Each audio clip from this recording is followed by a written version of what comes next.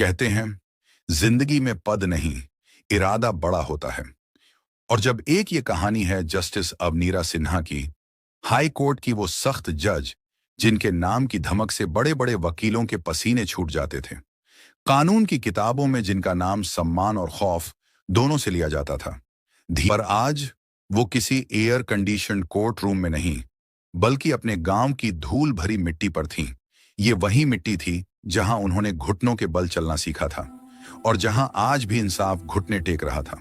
शारदा काकी, अरे अवनी, मेरी बच्ची कब आई? बताया भी नहीं। अवनीरा मुस्कुराकर सम्मान के साथ, बस आज सुबह ही आई काकी, सोचा आपको चौंका दूं। आप कैसी हैं? शारदा काकी चेहरे पर चिंता लाते हुए आवाज धीमी हो जाती है। मैं तो ठीक हूं बिटिया, पर गांव का हाल ठीक नहीं है। जब से तू गई है यहां सब कुछ बदल गया है। वो बिजली वाले हैं ना, राक्षस हैं राक्षस। शंकर भाई तो बेचारा बर्बाद हो गया। खेतों में गहरी दरारें थीं, जैसे धरती का सीना फट गया हो। 60 साल का किसान शंकर लाल एक टूटी हुई बाल्टी से सूखी मिट्टी को ऐसे सहला रहा था जैसे किसी अपने की लाश हो। अवनीरा नरमी और चिंता के साथ, राम राम काका, क्या बात है? खेत इतने सूने क्यों लग रहे हैं? शंकरलाल बिना देखे एक थकी और दर्द भरी हंसी के साथ, राम राम बेटिया, अब खेत कहां रहे, ये तो श्मशान बन गए हैं और मैं इसका मुर्दा हूं। सब कुछ चला गया, उम्मीद भी और हिम्मत भी।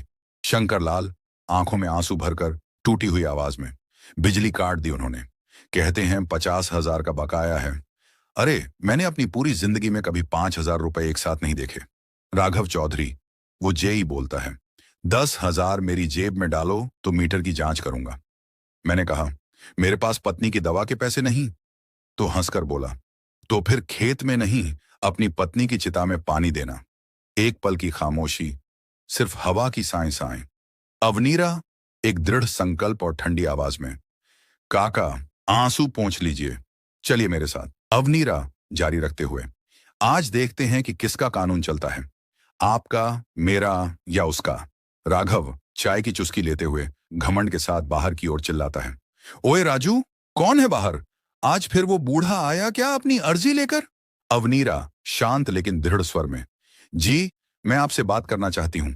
ये शंकर लाल हैं, इनके बिल में कोई गलती है। राघव तिरस्कार से हंसता है, गलती? मैडम, गलती बिल में नहीं, इन जैसे लोगों की किस्मत में है। बिजली मुफ्त में इस्तेमाल करेंगे और बिल के नाम पर रोना रोएंगे। अवनीरा आवाज में सख्ती लाते हुए, आपका काम लोगों की समस्या सुनना है, उनका अपमान करना नहीं। एक सरकारी अफसर को अपने पद का इस्तेमाल सेवा के लिए करना चाहिए, डराने धमकाने के लिए नहीं। राघव गुस्से से खड़ा हो जाता है, आवाज ऊंची करके, ओ मैडम, ज्यादा लेक्चर मत दो। यहां राघव चौधरी का सिस्टम चलता है, किसी किताब का नहीं। राजू, छोटू, इन्हें ले जाओ यहां से, स्टोर रूम में बंद कर दो दोनों को। शंकर डर से कांपते हुए फुसफुसाते हुए, बिटिया तू क्यों आई मेरी मदद करने? ये लोग शैतान हैं, ये तुझे भी नहीं छोड़ेंगे। अवनीरा शांत भाव से काका को हिम्मत देते हुए, काका, डर हमेशा वहीं रहता है जहां इंसाफ नहीं होता। आज डर को बाहर निकालने का वक्त है। अवनीरा फोन पर धीमी लेकिन स्पष्ट और आधिकारिक आवाज में, हेलो, क्या मेरी बात डिस्ट्रिक्ट मजिस्ट्रेट श्री अजय मेहरा से हो सकती है? पॉज, मैं जस्टिस अवनीरा सिन्हा बोल रही हूं, हाई कोर्ट से। लंबा पॉज, सुनिए, इस वक्त मैं आपके जिले के बिजली विभाग के स्टोर रूम में गैर कानूनी रूप से बंद हूं। मेरे साथ एक बुजुर्ग किसान भी है। फोन के दूसरी तरफ से डीएम की घबराई हुई लेकिन तेज आवाज में आदेश सुनाई देते हैं, सभी गाड़ियां तुरंत वहां पहुंचे। एसएफएक्स, बाहर पुलिस की गाड़ियों के सायरन की आवाजें जो धीरे धीरे बहुत तेज हो जाती हैं। अफरा तफरी का माहौल। डीएम दफ्तर में घुसते हुए गुस्से में दहाड़ते हुए, कहां है जस्टिस अवनीरा सिन्हा? कौन है राघव चौधरी? दरवाजा खुला और अवनीरा शांति से बाहर आई। उन्हें देखते ही डीएम अजय मेहरा और तमाम पुलिस अफसर तुरंत सैल्यूट की मुद्रा में खड़े हो गए। डीएम शर्मिंदगी और गुस्से के साथ, मैडम मुझे क्षमा करें, यह एक अक्षम्य अपराध है। राघव पूरी तरह घबराकर जमीन पर गिरते हुए गिड़गिड़ाते हुए, मालिक, जज साहिबा, मुझसे बहुत बड़ी गलती हो गई। मैंने आपको नहीं पहचाना। अवनीरा, नफरत और ठंडी आवाज में, बिना किसी भावना के। तुम्हें मुझे पहचानने की जरूरत नहीं थी। तुम्हें बस अपनी कुर्सी पर बैठे एक असहाय किसान में इंसानियत पहचाननी थी।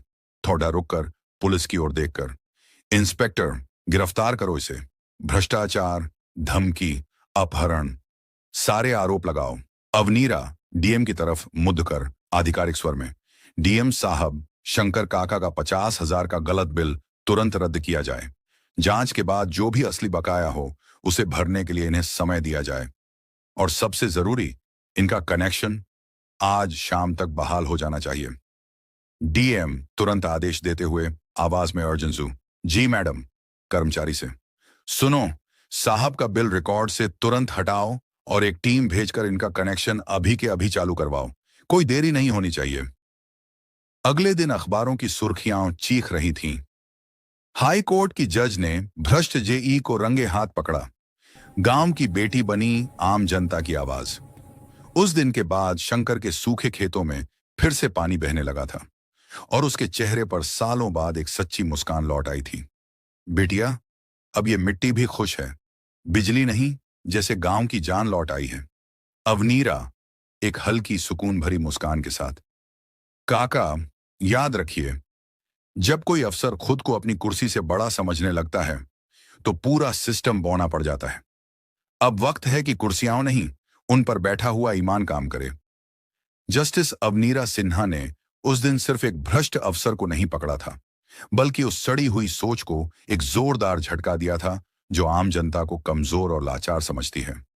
उन्होंने साबित कर दिया कि इंसाफ की असली कीमत बड़ी बड़ी डिग्रियों या ताकत से नहीं, बल्कि हिम्मत से चुकाई जाती है। एक सेकंड का पॉज, क्योंकि जब इंसाफ खुद ऊंची कुर्सी से उतरकर सड़क पर आता है तो अन्याय की हर दीवार अपने आप गिर जाती है।